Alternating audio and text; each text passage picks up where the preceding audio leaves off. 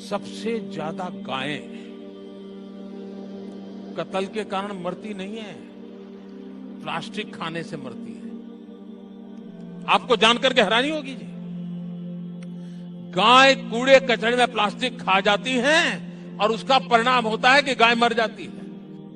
मैं कभी कभी ये जो गौरक्षा के नाम पर कुछ लोग अपनी दुकानें खोल करके बैठ गए हैं,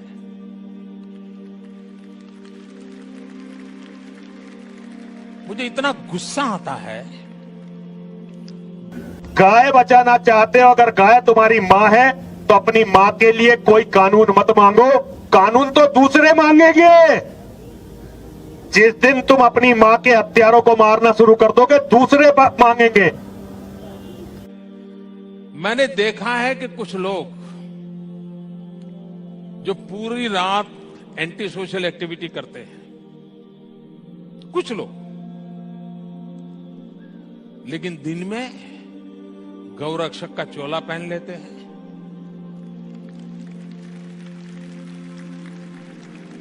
मैं राज्य सरकारों को अनुरोध करता हूं कि ऐसे जो स्वयंसेवी निकले हैं, अपने आप को बड़ा गौरक्षक मानते हैं, उनका जरा डोजियर तैयार करो।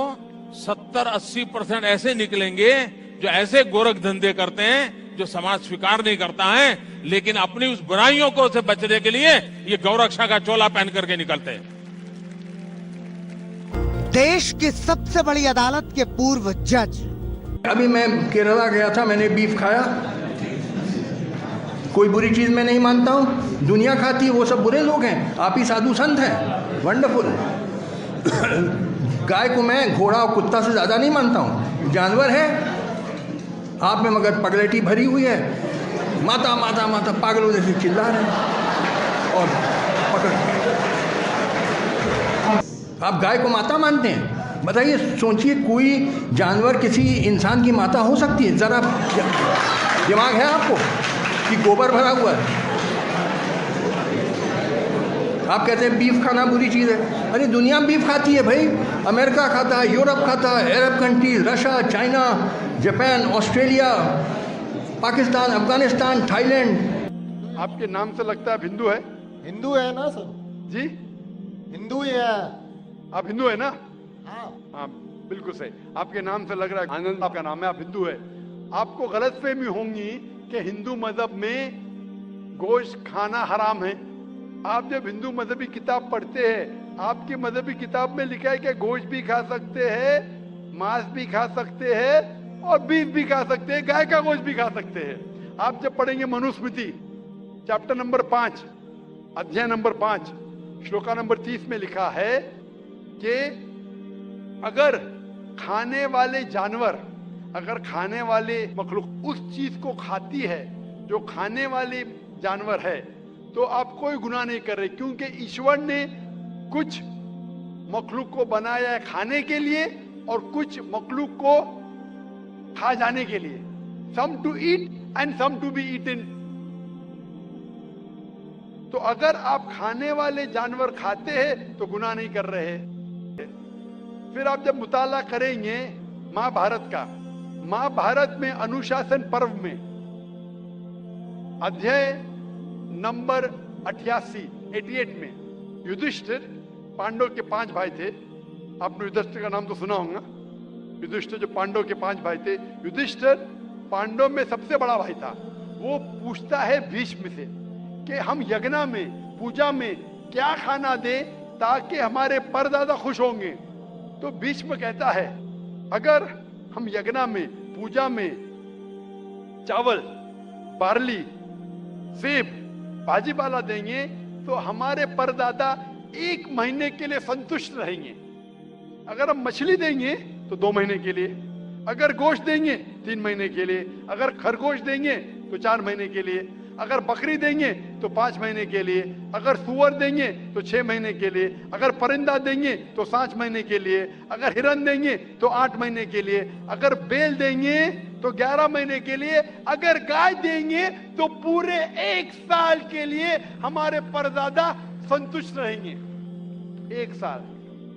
क्या दूध की बात कर रहे हैं सर? आप बफेलो देंगे, बफेलो तो 12 साल के लिए, अगर राइनोसरस देंगे या रेड मीट, लाल गोश्त, तो हमारे परदादा हमेशा के लिए संतुष्ट रहेंगे। पूरा मेन्यू है महाभारत में, हिंदू किताब में पूरा मेन्यू है। क्या चाहते हैं? भाजी पाला, मछली, गोश्त, खरगोश, हिरण, बीफ, बड़े का छोटे का सब है। आप अगर वेद पढ़ेंगे, वेद में भी लिखा है कि संत और साधु गोश्त खाते थे, गाय का गोश्त भी खाते थे। फिर आप क्यों कहते हैं कि गोश्त खाना हराम है? क्योंकि बहुत से हिंदू लोग बाकी मज़ाहिब से प्रसन्न हुए। मजहब से प्रसन्न होने के बाद कुछ मजहब मानते अहिंसा में, और वो समझते हैं कि जानवर को कत्ल करना गुनाह है। क्यों? क्योंकि जानवर में जान है, बाजी पाला में जान नहीं है, पेड़ पौधों में जान नहीं, इसलिए बाजी पाला खाना गलत नहीं है, लेकिन जानवर खाना गलत है।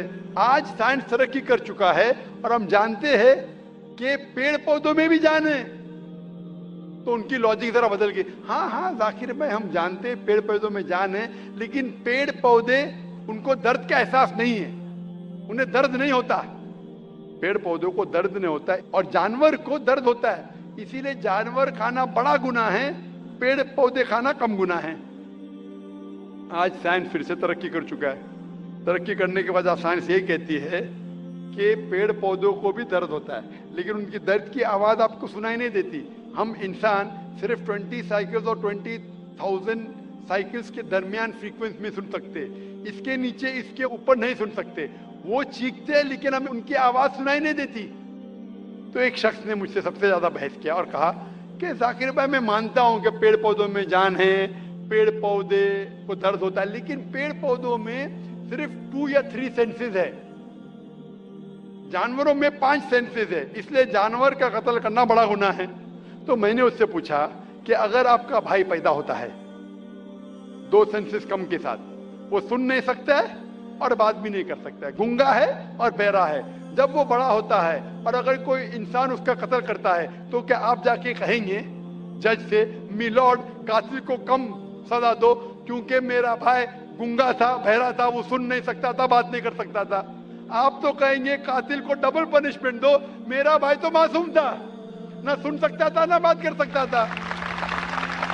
आप अगर मुताला करेंगे मजहबी किताबों का और साइंस का, गोश्त खाना कोई गलत नहीं है, और मुझे खुसूसन कोई गिला शिकवा नहीं अगर गैर मुस्लिम, अगर हिंदू गोश्त नहीं खाते, मुझे कोई गिला शिकवा नहीं, क्योंकि अगर सब हिंदुस्तानी गोश्त खाने लगेंगे तो हिंदुस्तान में गोश्त का भाव बढ़ जाएगा।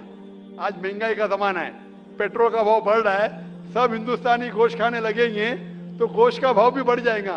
तो मुझे कोई गिला शिकवा नहीं आप अगर गोश्त नहीं खाते, लेकिन अगर आप ये कहेंगे कि गोश्त खाना गलत है, तो आपको आपकी मजहबी किताबों के बारे में नहीं पता है और साइंस का भी नहीं पता है। अगर आप कहेंगे किसी की जान नहीं लेना चाहिए, तो आप 2 मिनट भी जी नहीं सकते। हम जो सांस ले रहे हैं ये जर्म्स है, जर्म्स में भी जान है, आप सांस लेने से उनका कत्ल कर रहे, तो आप जी नहीं सकेंगे। इस्लाम में ये है कि जो चीज की इजाजत है वो आप खा सकते, जो हराम है उसको नहीं खाना चाहिए। इसीलिए मैं हवाले देता हूं, मैं कोई आलिम नहीं हूं, मैं कोई पंडित नहीं हूं, मैं अपने आप को तालिब इल्म कहता हूं, लेकिन मैं हमेशा हवाला देता हूं। तो किसी को भी शक है, किसी को भी शुबा है, तो घर पे जाके चेक कर सकता है, या इंटरनेट पे जाइए, आप टाइप करो, वेद भी इंटरनेट के ऊपर है, कुरान भी इंटरनेट के ऊपर है, टाइप करो, रेफरेंस टाइप करो, आपको हवाला मिल जाएगा।